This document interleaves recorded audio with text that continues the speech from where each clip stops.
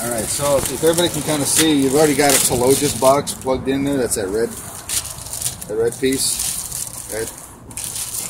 And you're each going to have a cable. There's 3 different types of cables. Alright. One of the cables is this OBD2 connector right there, which is a 16 pin. The other 2 are round. One is a 9 pin and one is a 6 pin. So depending on the connection type, that's the harness that you're going to use. The box is exactly the same. Okay. What we have to do is, somebody have a, let's see, you've got to connect this, and on the back of this has to get mounted somewhere in the truck, right? There's the Velcro, the hook and loop tape. There's an alcohol pad in there if you want to do that. There's screw holes if you want to get some sheet metal screws, you can put it in. Okay. There's also a bit, this Torx bit on the back, so you're going to need a driver. So does somebody have a driver that I could use to connect this to this? Real. How big is it? I thought you meant the screw with the torque. Not yet. We'll do it when we get inside. Okay. I'm just going to do it. I'm going to do it all on my phone. Huh? They may be able to download it better outside. Well, that's true. Maybe before we get back in, we'll get everybody to get the app. Just remind me. So I'm going to leave this box in this truck, okay, because it's got all the extra pieces that we'll talk about. So.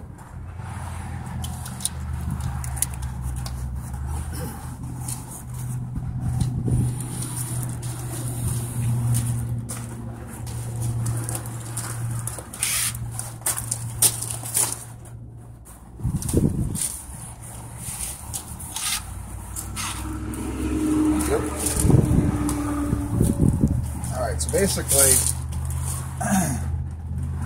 that's step 1. I'm just connecting this piece to the box. All right.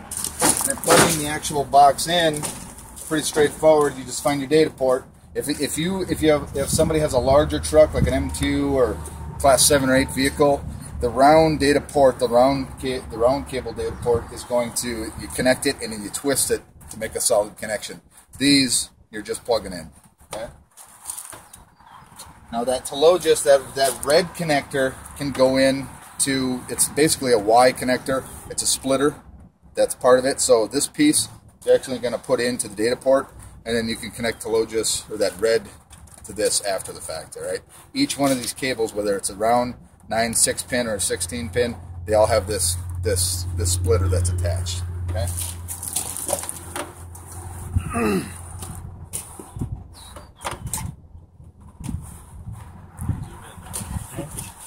Notice when I plugged it in, I'm starting to get some lights. That's key, because you want constant power even when the truck is turned off. All right. If you're not getting constant power, that's step number 1. You want to make sure that you've got constant power. You've got these lights that are blinking when you first plug it in. Okay, that's a good sign. What I'm going to do here is I'm going to just configure this thing. I'm just basically going to configure this thing. And then once we're done, whoever's vehicles this is, they can button it up, zip tie it up, get it all out of the way after the fact, all right? So, and it's okay to unplug it when we're done, get it where you need to, and then plug it back in, okay?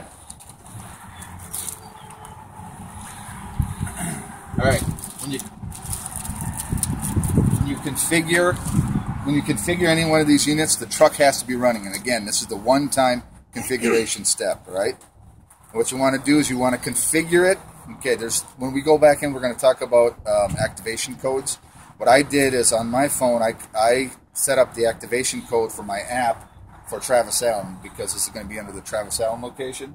So it's key that you have the proper activation code in the app before you configure it. Okay, because if I had Travis Gross, what would happen is that when I configured this truck, it would show up in his location instead of Travis Allen's location. Okay. So what I'm going to do here is I'm going to use the driver login, and I've created all the driver logins. We'll talk about that when we go back in. But so I'm going to have the keys so I can still hang. Thank you.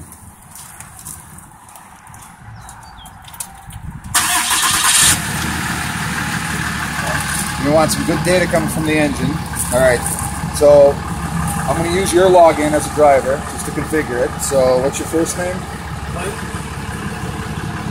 And last name? Tinsley. T-E... T-I-N. T-I-N. S-L-E-Y.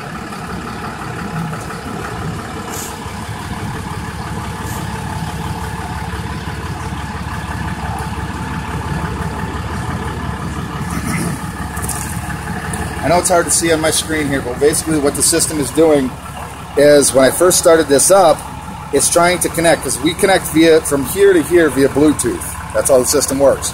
And for the initial configuration, that's what we have to do, okay? So I'm going to I'm going to discover that, and then I'm going to activate it, okay? So when I hit discover, it's going to look for that serial number on the side of the box that ends in 0038. And this is communicating through Bluetooth, right? So we didn't have It Bluetooth is, that's activated. correct. That's correct, yep. By the time we're done today, it's asking me if I want to pair with it. I'm going to say okay. Okay. By the time we're done today, it'll all make sense. So it found it on my screen. It shows that I found 0038. Now I'm going to activate it. So I'm going to connect to it. And what is now the system's going to ask me what the tractor number or the truck number is. The truck number is always going to be SMW and then whatever the number is. So 109. Okay. So I'm going to put in SMW 109 because it asked me for that. I'm going to so that this truck looks at the back office properly. And then it's going to ask me for the data bus type. Now this being a Dodge with the OBD2 connector, I know what it is. And again, when you call into support, they'll step you through all of this, right? So I selected the proper data bus. The system kind of cranks, it kind of does what it's going to do. It's going to ask me to repair with the Bluetooth. You can probably see some lights are blinking there.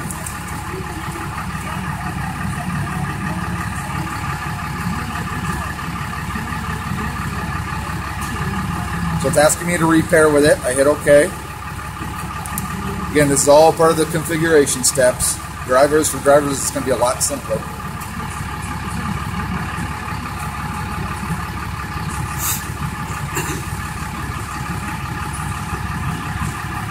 We're going to have to do the same thing on our phones to activate our phones. No, that's just an app. Once you get the app and once we do a couple of configurations on the phones, you get your driver logins and we'll show you how that works. Okay, now it's asking for the odometer information. So what I need to do is the system, the ECM, the truck's computer is always different than what's on the dash or normally. So what I'm going to do is I'm going to take the dashboard odometer and I'm going to put it in here so that we have an offset. Okay.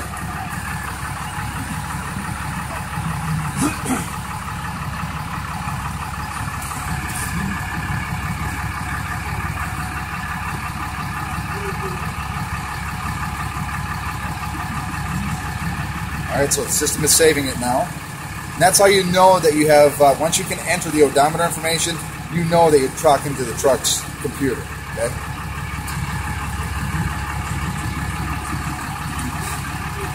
Alright, and I don't know if you can see this down here, it's probably hard to see, but at the bottom left quadrant, we'll talk about this here in a little bit, it says EOBR SMW 109, which is the truck number, is online. Okay? So now we're configured, and if you notice, you've got a pretty solid green light there. We're configured. This truck is done. Okay? We'll move on to the next truck.